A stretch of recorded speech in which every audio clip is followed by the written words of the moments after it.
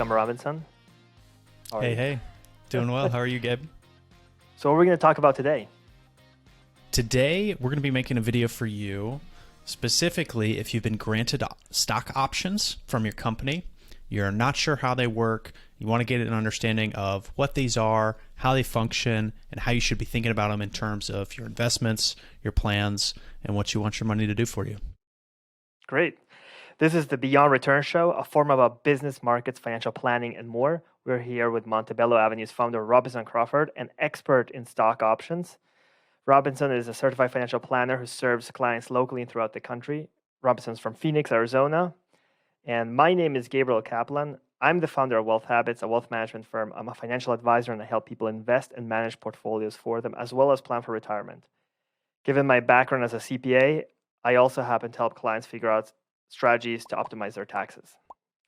So let's start from the basics here. What are stock options? Stock options are a form of compensation. So these fall under just the agreement that you have with your company about how they're paying you, how they're compensating you. And it's just a tool in the company's toolbox to pay, attract, and retain employees. That's the most high level I can give. But I realized we didn't talk about grant document or plan document. The most important document you should always save for later is a stock options plan.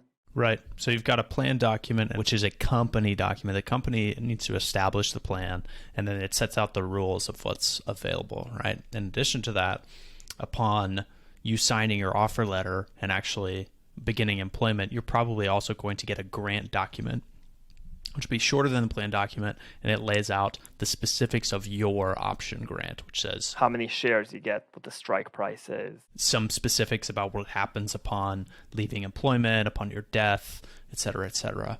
And these are important and complex contracts that have a lot to do with your compensation if these are part of your comp plan, so important to go over them. How do people see for the first time these stock options? For the most part, I think this first gets seen maybe if you're working through a recruiter, you might see it in your initial dance about total compensation. But I would say the offer letter is probably the most common time where you're going to say, hey, we're offering you a salary of X. We've got this general set of benefits, and you're going to be granted X shares of options in the form of however they structure their option plan.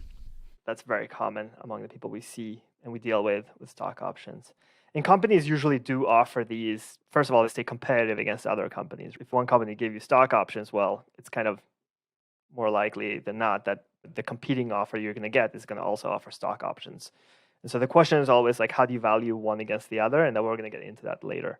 Another one is that, these small companies need you to work hard, and hard you will work. And so to do that, they want to align the incentives. They don't want you to just get a salary. They want to make sure that you participate in the upside as well. And employees expect that these days. They want to be part of the upside of a company's success. And I think that's a fair ask. So, there are two types of stock options, right? What's the first one? Let's talk about them. It's non-qualified stock options. How would you describe those? Yes, I would say non-qualified stock options are the most common type. I see these more often than I see the other type that we'll talk about.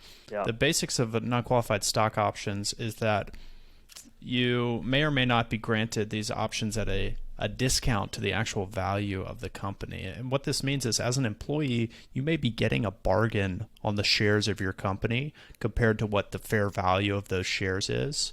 In a non-qualified stock option, the simplest way to think about it is whatever that discount, whatever that bargain is that you're getting on your company, you're going to be taxed on that when you go and exercise that option. So let's talk about taxes very quickly. How would taxes work for that? Like, when people come to you, do they have an understanding how these options are taxed? And what are the first questions they might ask you? I think most people have a grasp on this, a decent grasp on this.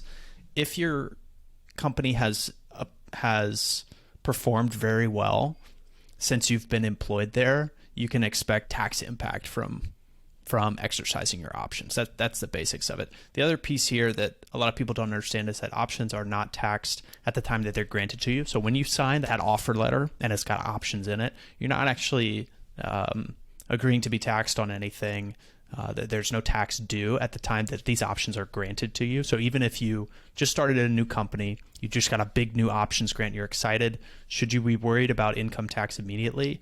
No, there's not a case where you get granted a package of options and you're taxed right away. When you interact with taxes on your stock options is going to be when you actually exercise, and maybe defining what exercise is and outs of an option is where we should go next. What does it mean to exercise your options? So you're granted 100 options and the company will tell you, hey, I'm not going to give them right away. They're going to vest, meaning that you're going to have the right to exercise them over a period of time, because I need you to be working here for at least the next 4 years. And so what they're going to tell you is there's going to be a portion that's going to be vested now or in a year. And then every couple of months, every year, there's whatever the company decides is the right time frame, they will vest over time. Once they vest, you have the option to exercise that.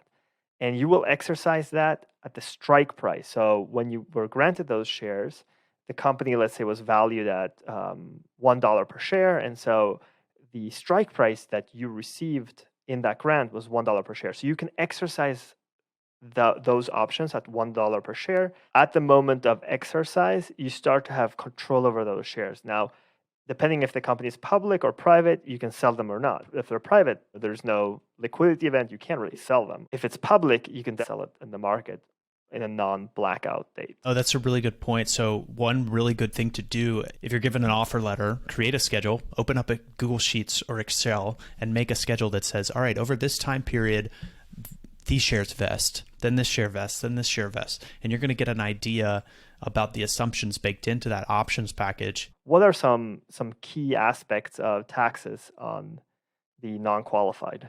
Most people, when they tell me they have an options package, they'll say, this is the price at which these options are exercisable. The key thing that's missing, if you just emailed me that quick summary, is what is this company worth? What is the fair market value? What is the share price? And that's one that I find that companies are, especially private companies, are not as likely to share with you on an ongoing basis unless you've got it in some sort of system that's updating you frequently. You need to know both the strike price and you need to know the fair market value. And when you know those, you have this difference between the two. And hopefully, this is not always the case, but hopefully your strike price is lower, below the fair market value of your shares. And when that's the case, and you exercise those shares, the difference in those two, the difference in your strike price and the fair market value at the time of exercise, is taxable to you as income, as compensation. You could think of it like a bonus, right? It's gonna flow through to your W-2 and be included in your compensation from that company. Awesome. Great. So we know we've talked about exercise, we've talked about vesting, we've talked about taxes, and this is all on the non-qualified. Let's talk incentive stock options. What do you think are the special characteristics of the ISO? Yes, so incentive stock options work slightly differently in a few ways than non-qualified stock options. The key thing that you should know when you're evaluating the difference in them is that incentive stock options are built to take advantage of a section of the tax code where they're going to try to minimize the tax owed to you upon exercise. They're trying to take advantage of favorable treatment for one section of the tax code where you follow certain rules and you're not taxed as punitively on the gains in your stock options. Yeah, I think this is actually as far as I want to get to in incentive stock options taxation. We're going to have an entire episode just to talk about how things are taxed and strategies to get around that kind of taxation. This is great for now, incentive stock options and non-qualified stock options. It was a great introduction. But I think we're going to finish it today here. Thank you for tuning in, and we'll see you in the next episode.